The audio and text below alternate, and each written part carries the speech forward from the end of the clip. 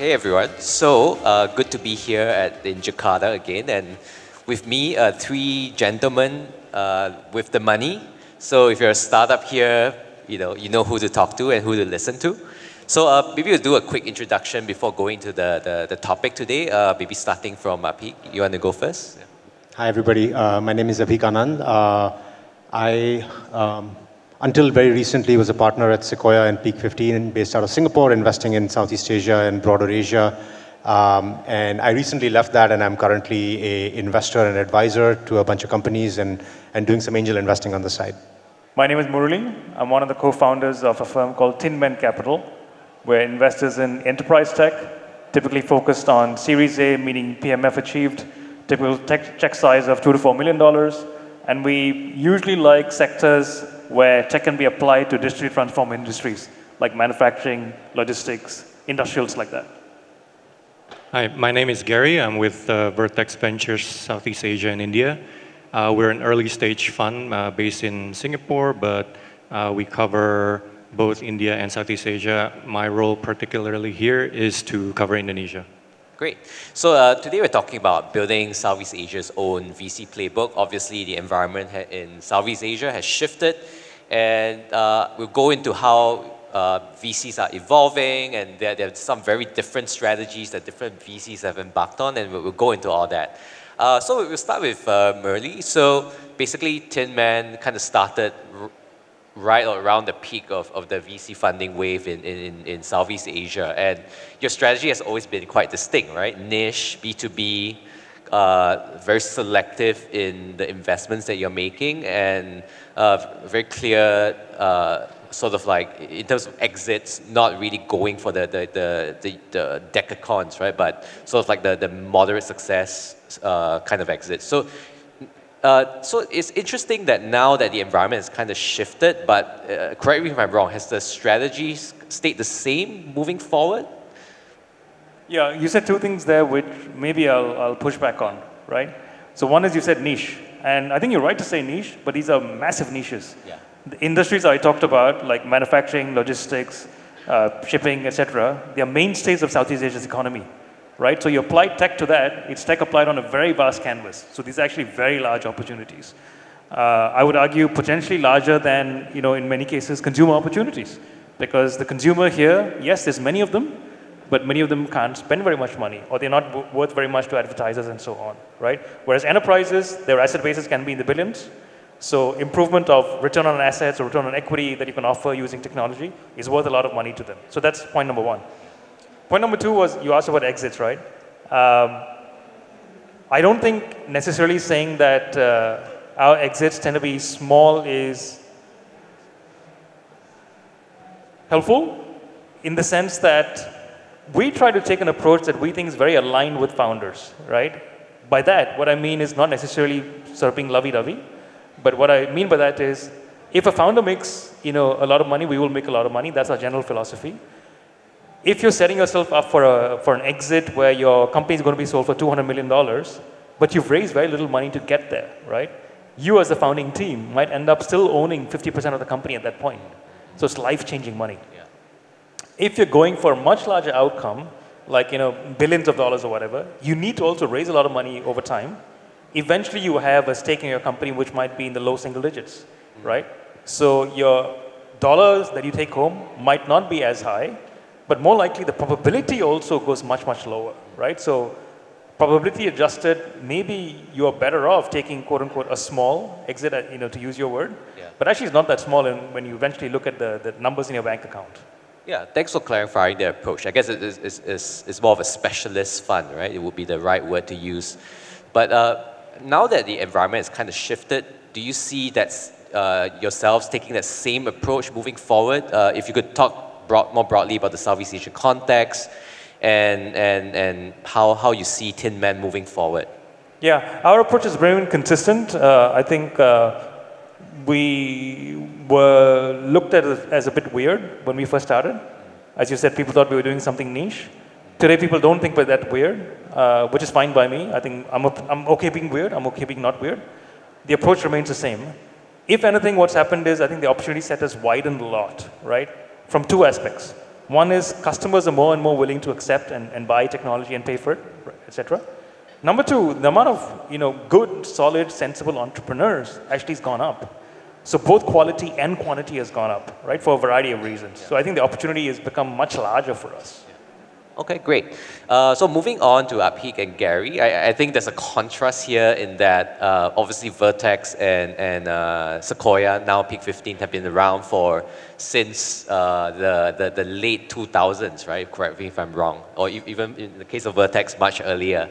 So, and I think the contrast is that obviously you guys looked at Southeast Asia and India, and the fund sizes are much larger, but I'm assuming the split is more towards India, right?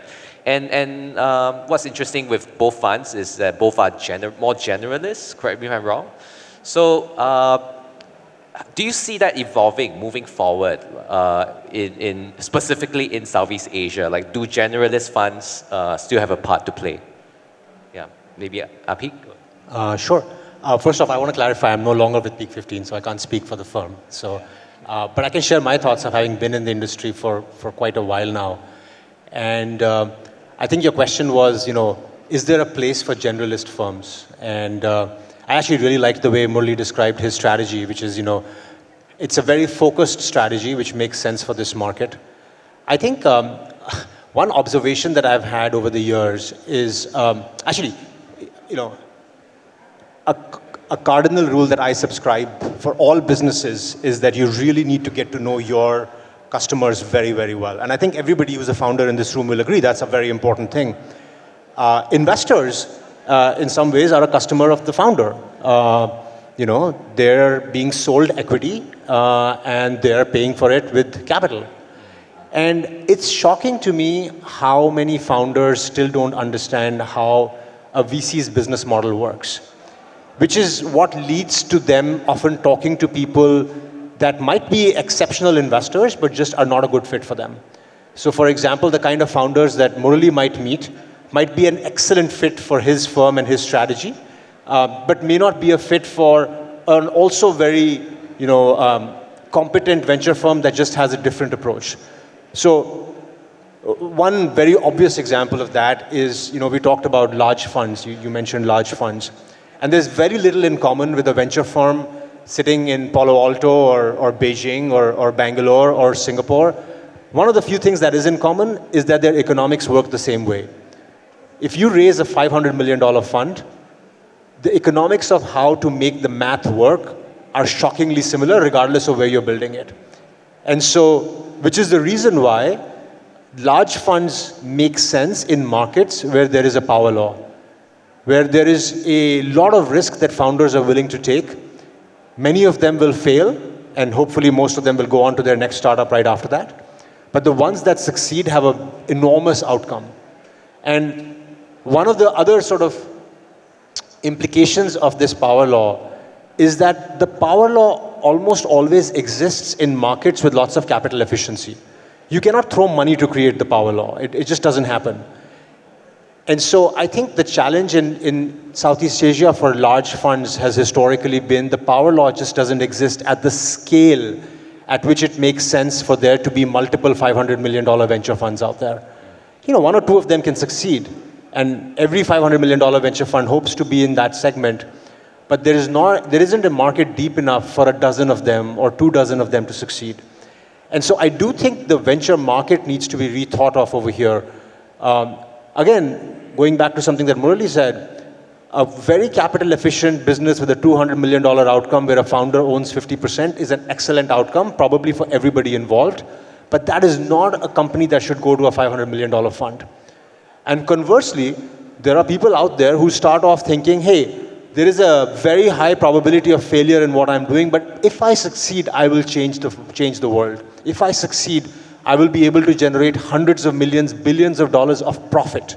Not revenue, not GMV, profit. And if you're one of those founders, you should absolutely go talk to the large funds because that is the right place for the right partnership to exist. So I do think there is a mismatch in what a lot of founders are building and what a lot of VCs are selling. And that mismatch needs to be fixed. So what I'm hearing is that it's not about whether it's generalist or not, right? But more about the fund sizes and matching that to whether the power law exists in a particular region. So in the case of a fund that has both, investing in both India and Southeast Asia, like over the past few years, what differences are you seeing in both regions? Does the power law exist in India? Is the dynamic somewhat different in India? Yeah, you, Gary? Sure, yeah, I can take this. The quick answer is yes. I think over there are a lot more enterprise software solutions, and nowadays, even application and some level of foundation level AI companies that we've already invested in as well as new developments in like semiconductor manufacturing and design over that side. Whereas in Southeast Asia, I think there's some changes too. For example, I think in Malaysia, there's a lot more push towards looking into, again, semicon and the derivatives of that.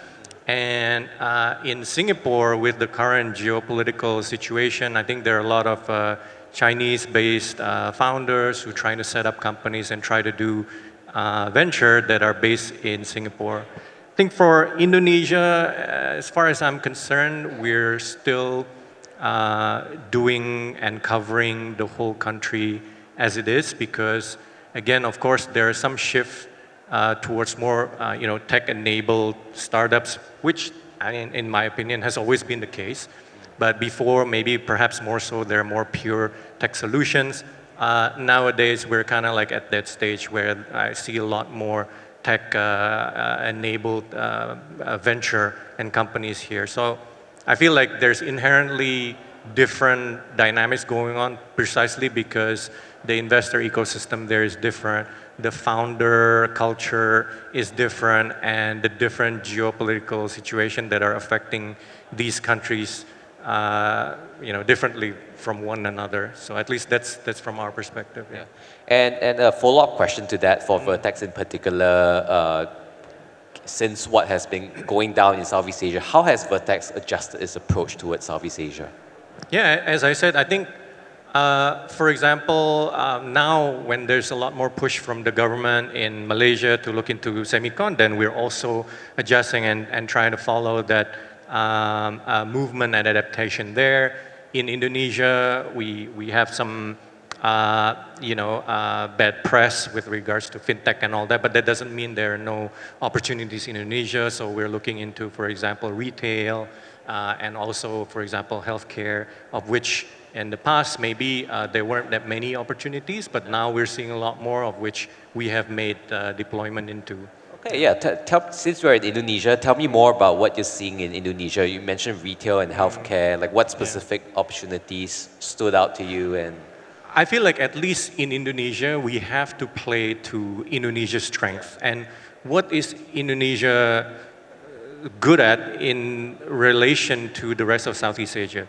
Well, one, we have a big economy and we have a big population. So I feel like things, solutions, and venture that revolve around the strength that we have will be the opportunities to invest. Just happens, as I mentioned to you, recently we're looking into this sector simply because, there are more opportunities there. Versus, let's say, a pure SaaS solution, of which we have seen, at least in our case, companies struggle a lot more because the number of enterprises that are willing to pay in Indonesia is way smaller than, let's say, in India. And for example, the ability for Indian founders and technology solutions to be able to be sold outside of India, especially to the US and Europe, whereas here we cannot really.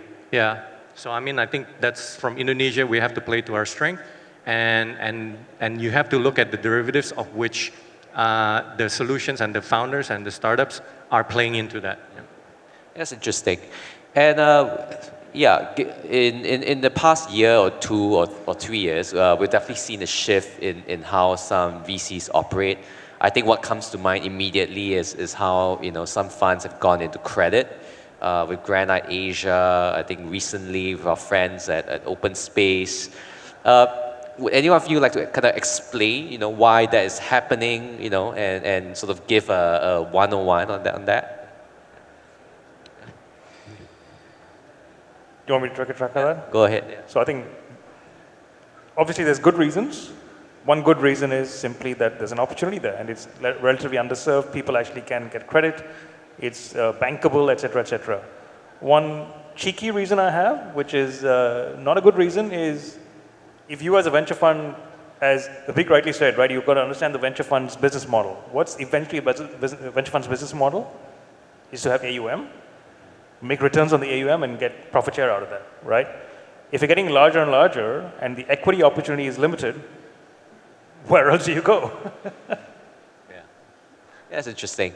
And yeah, I guess the interesting thing about that is that do you think there's enough demand for credit in Southeast Asia? Oh, definitely. I don't see anyone who says, look, I only want expensive equity capital, but I won't take cheap credit. If they can get it, of course they'll take it. Okay, cool. So I think broadening the question now to Southeast Asian startups and anyone that's thinking about kind of approaching you guys for investments, right? Any advice for them in terms of what you're looking out for? I think earlier some VC was talking about how he looks out for the integrity of the founder, however he judges that. So in your case, what are some things that founders should know when approaching you guys? Maybe Abhik as a angel now? Yeah, I've gone through my own personal education arc as an investor, and like many folks who started investing, by the way, I started my career as an engineer. I'm very left-brained, analytical, and I used to always think, there is a right answer. And if you just look at the data long enough, there is a right answer that emerges. And when I started investing, I tried to apply the same logic to investing as well. And then I remember talking to some senior investors at Sequoia, including Doug, who used to run the firm, and noticing that they approached things very differently. And so I've evolved my own personal thinking on that, and I think it really, literally, early stage investing, in my opinion, as long as you're broadly in a market that you like, it literally boils down to the founder story. I don't think anything else matters. I'll give you a quick anecdote. And I was talking about this with somebody a couple of weeks ago. At Sequoia, the biggest gains that will ever be generated are going to be from Stripe, which is a seed investment that Mike Moritz did in the early 2010s. And I remember reading the memo that he wrote about investing in what became the largest payment processor on the internet, and that memo had nothing to do with payments. Literally, the title of the memo was The Latitude and Longitude of the Small Village in Ireland where Patrick and John Collison grew up. And the entire memo was about why these are special kids and why we should partner with them. And I think that's what it all boils down to at the end of the day. If you're a founder who's coming up to an investor and saying, I want to start this company because I think starting a company is cool, being a founder is cool, I just don't think that's a strong enough reason. I think you should have a very good answer to the question, why are you uniquely positioned to solve this problem? Why can you not waste a single more day before solving this problem? Why do you wake up in the middle of the night thinking about this problem? And I think if you have a compelling answer to that, I think a lot of investors will make that investment. And if you don't, I don't think you should be doing that business. Is there an example from your experience, some founder that story really stuck with you? So like yes, absolutely. I'll give you one example. And by the way, all of us have seen like a million pitch decks. All pitch decks have a chart that goes up into the right. It's very common, I'm sure. Or there's a 2x2 matrix on like why this company is special that never reflects reality. One of the first investments that I worked on was actually in India. It was a quick commerce company, which back then was called Grofers. And we did a $600,000 seed investment in that company. It's now called Blinkit. It's one of the largest quick commerce businesses in India. And I remember my first meeting with the founder, I went to the founder's office and he was not around. And this was, in Delhi, 45 degrees summer. And he wasn't around because it turns out he was making some deliveries because some of his delivery people had fallen through. And so he showed up 30 minutes late, dripping in sweat. And he was like, look, there's no AC in my office. Why don't we go sit downstairs on the street in Delhi under a tree, and ordered a tea from like a chaiwala on the street. And he told me his personal story about why he started the business. And I mean, it was an incredibly rocky, difficult business to build out. But this guy persevered, and he persevered for like more than a decade and built something that's actually very meaningful. So I do think those personal stories are very important. It's very hard to quantify, but if you can, like that's the most important thing to base judgment on.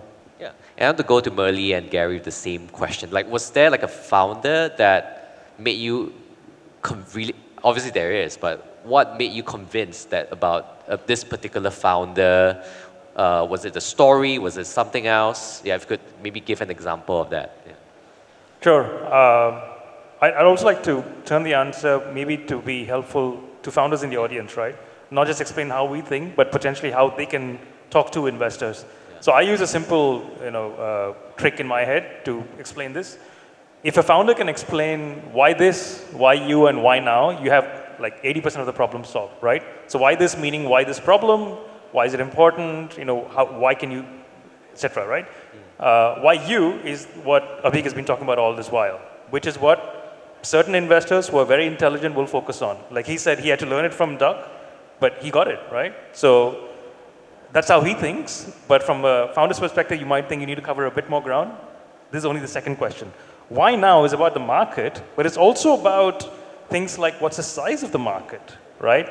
Is it a growing market or a declining market, et cetera, et cetera? Or is it a market that you will help create, like Uber created ride-hailing, stuff like this, right? If you can cover those three elements, you basically are done in terms of getting the person's attention. A specific example in our portfolio is, look, I love all my companies. They're all, you can't pick a favorite child, so I won't name the person.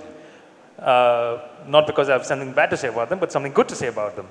In this particular case, he was introduced to us by a fellow co-investor, and they said, look, we're looking to put in some check into this. We haven't yet done it. We're still in IC, blah, blah, blah. Would you guys like to take a look? I had a call with him, just a call, not even a Zoom, on the phone. Immediately went to my partner and said, we've got to invest in this. And guess what? We invested before the co-investor even put money in. So they actually lost the deal because they were, eventually they said, we don't need to do it. I'm very glad he's got money. It's a government investor, so they didn't need to deploy capital. Yeah. We weren't sort of forcing them out. They just didn't need to do it. They said, look, we only come in when the financial investor can't put in more money. You guys have done it, good on you. And they came in later. They came in much later with much, much more money. So that's a great example where literally just one phone call, this person was super clear about his industry, super clear about his motivations, to Abhik's point, and could articulate, most importantly, all this stuff. So it told me that they could articulate to their customers, they could articulate to their employees, future investors, etc. That's like most of the battle. Yeah. And that covers 80%, right? What's the remaining 20% that you look at? That's checking boxes. You got to make sure those boxes are checked.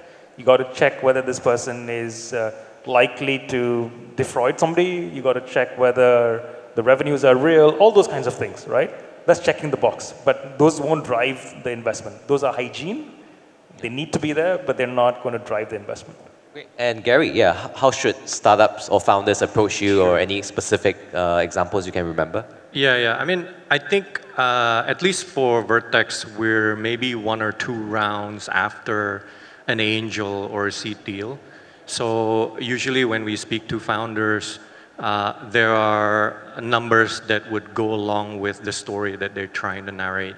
So to us, for lack of a better word, the performance and the ability to prove the thesis that they're trying to communicate is as important as the quality of the founder. So at least from my perspective, both is as important because by the time they meet us, there are some results that I usually are able to see by then.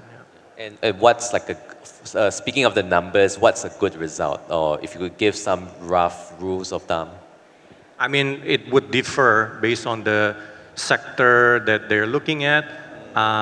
In the end, it boils down to certain metrics or matrices that are relevant for that particular company or that particular sector, and our ability to benchmark and do our homework and compare to what other similar companies that are already established or doing something similar to them, and to see and measure them up. Because otherwise, I mean, numbers are just numbers, but are they good or bad compared to what they're supposed to be?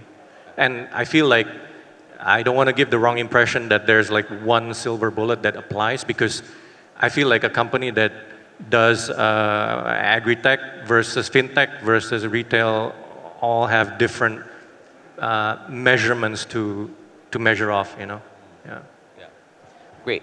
So I want to shift gears now to the exit environment, our favorite topic, and the supposed cause of sort of the funding, the short, the lack of funding in Southeast Asia. Murli, do you have a take on this? So I vaguely recall you saying that M&As are probably the way to go for startups in Southeast Asia. Can you elaborate on that? Yeah, sure. I think in terms of the reverse, which is exiting via IPO, I think that market doesn't really exist, at least for the sectors that we do. We're not looking for companies that have a base case of multi-billion-dollar at the point of exit. If they get there, great. All our dreams come true, but that's not my base case, right? And if you don't have that, then listing is quite hard because there's no regional exchange that can cover all the markets, unlike places like the US, China, India, even Australia and Europe to an extent, right? Where the exchanges are large enough they can swallow companies and support them. Here we don't have that. So therefore, by process of elimination, M&A it is, but it's not just process of elimination. Actually, there's some tailwinds happening as well. Increasingly, we're seeing more and more M&A transactions. Partly now, actually, the fact that you have these geopolitical tensions has made Southeast Asia paradoxically more attractive, right?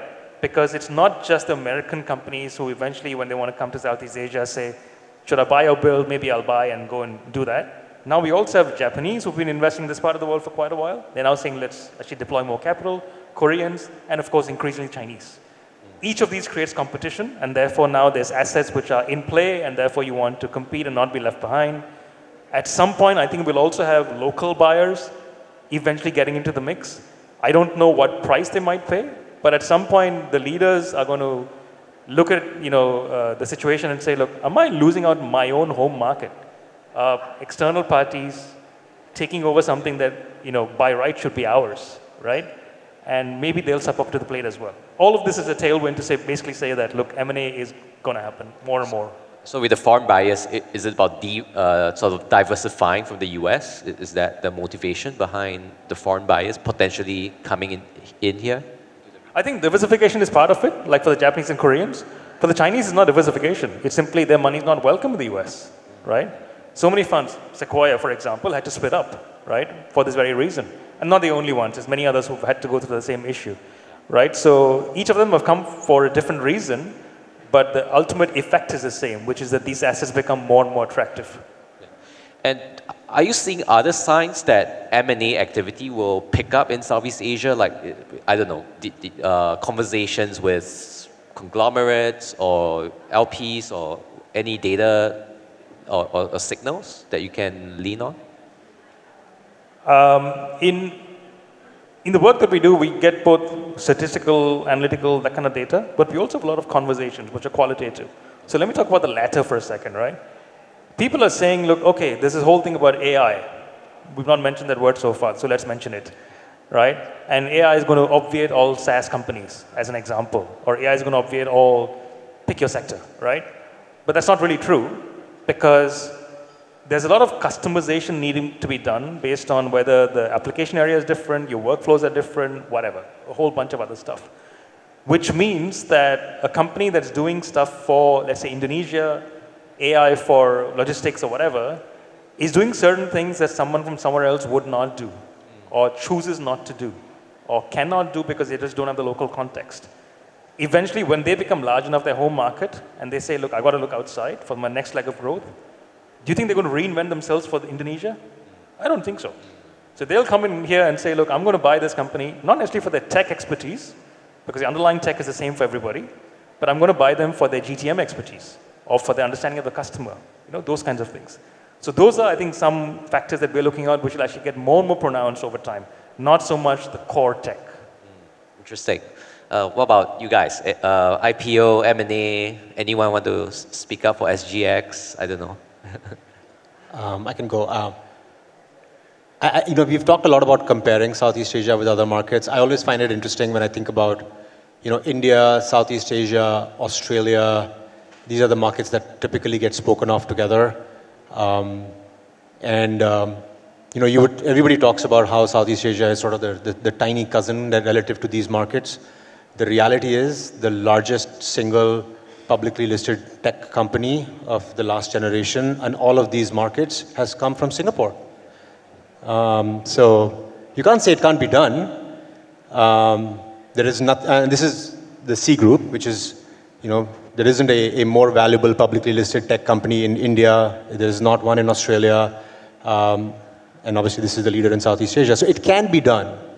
I think there's a few challenges here. Again, one, I think it's very, very hard. And it's hard regardless of where you do it. Forrest is a special founder. There are other special founders out there. But it is hard to get there. Second, I think, again, going back to the conversation we started this panel with, which was, in my mind, I read that as founder-investor fit, right? For some types of investors, absolutely M&A is the right outcome, and I do think there is an M&A market. Is there going to be a $1 billion cash M&A anytime soon in Southeast Asia? I don't think so. I just don't think anybody has the currency. And so for smaller outcomes, yes. But if you want to build something large, if you want to go raise from large funds, you are absolutely signing up to be the next Forrest Lee. And it's tough. Now, the last thing I will say on that is, I find sometimes founders sort of start the business thinking, oh, my objective is, I don't know, get a product into the market, or, raise the first $1 million, raise $10 million, raise $100 million. That is absolutely not the objective here. The objective is to build a sustainable business. And if you build a sustainable business, which in my book, a sustainable business is something that's compounding at some healthy rate and doing so profitably, and has hopefully been relatively capital efficient to get there. If you do that, there are definitely ways to exit, whether it's an M&A, whether it's an IPO, whether it's a secondary sale, whether it's new investors coming in. For high quality businesses, there are always buyers. Unfortunately, there are not enough high quality businesses out there. And it's a supply side problem, not a demand side problem. Great. So we want to go to audience questions. There's one here I'll pick out. So in the current situation, what's your process for deciding to double down on a struggling company or letting it go? Yeah, anyone want to take that? I suppose this is more related to, I guess, the portfolio companies you have, right? So Gary, why don't you? Sure. I think there will always be portfolios that are struggling at some point. Then the question is the ability to ascertain whether this so-called struggling, in quotes, is due to a certain result or problem that they have that can be fixed with additional funding. So if the answer is yes, meaning like they've understood the mistakes that they have made or what you have made, and then you have been able to identify the potential solutions and the light at the end of the tunnel, so to speak, then you will be able to convince your existing investors to do a bridge round or to so-called double down in those words. But if the argument turns out and the evidence shows, because by this time you already have evidence through the numbers, that pretty much there's no product market fit, there's a problem with the way the business is selling or is the value that it is proposing, then perhaps it's just better to close shop, return the money to your investors, and keep everything cordial. Or at the end, yeah, basically, if you have a better idea and you can find a potential strategic that could take over, then perhaps that would be a better solution for you and financial investors to get out. So it really comes down to the ability to identify, ascertain, and communicate whether there are any significant next steps for this or not. Can I just add to that? I think there's an assumption in the question that we know what we're talking about. Very often we don't know, right? You mentioned C Group. In the early days, they were called Garena. They couldn't raise money. Oh, I know. Right? We passed. Yeah, a lot of firms passed. My previous firm passed. It wasn't me. I'm not trying to dodge, the blame, but yeah, we passed as well. So that happens all the time.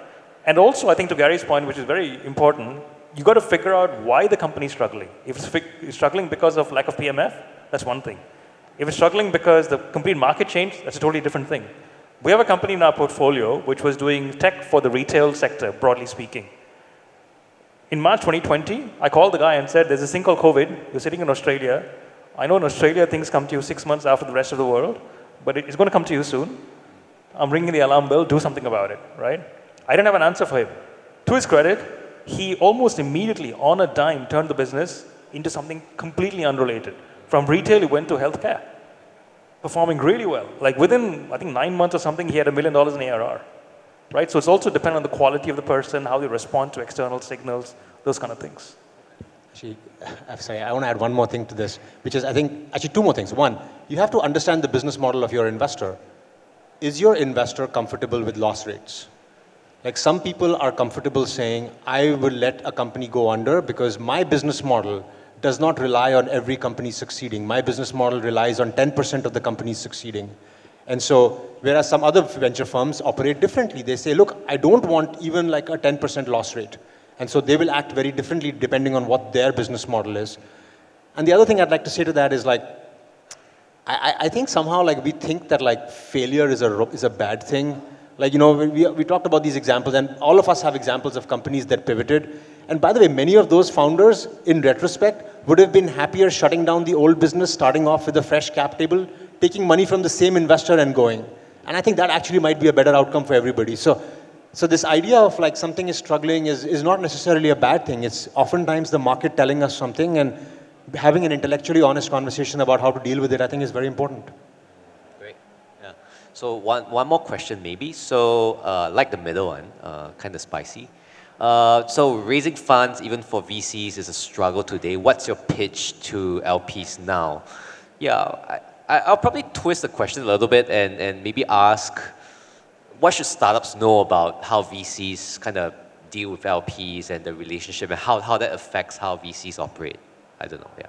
It's a broad question, so. My sole LP is my family and myself. So my wife is my LP and like I need to go talk to her. So it's a tough conversation sometimes, but yeah. I don't sleep with my LPs, unlike him. But I do understand them and they understand us, right? So I think we've been fortunate that from our first fund, every LP actually re-upped into the second fund. And we've also had new LPs come in. Some of them have, we've been the first investment they made in Southeast Asia. And we remain the only investment where they've made a second investment, right? So I don't think it really says that much about us because we've basically said the same story every time to everybody. It says much more about them and what they're looking for. A bit like your point, right? The founder needs to know what this investor is thinking. So we know what they're thinking. They don't necessarily. So it's a transitive property. And for Vertex, yeah. I mean, yeah, for us, at the end of the day, our LPs are primarily financial investors, so they look into us to look into for financial returns. So basically, at least in our case, we have the not good luck, I guess, the luxury of being a global fund that when we pitch to LP, it's not about a single market investment thesis. It's always on a diversified basis. So that generally appeals more to large institutional LPs that look into us. So for example, at Vertex, we have a master fund. You can go into a master fund, which is basically covering whole world. You can look into a particular fund. We have a sector fund. We have a healthcare fund. Or perhaps you want to look into a particular geography, like for example, Southeast Asia and India. So we're not per se a pure Indonesia venture capital fund. We're essentially multi-country. And so that is kind of like our selling point. Yeah. Great. So yeah, time's up. So yeah, this has been a great chat. Learned a lot about how VCs operate, and basically every VC is different. So if you're talking to a VC, understand how they operate. Thanks everyone.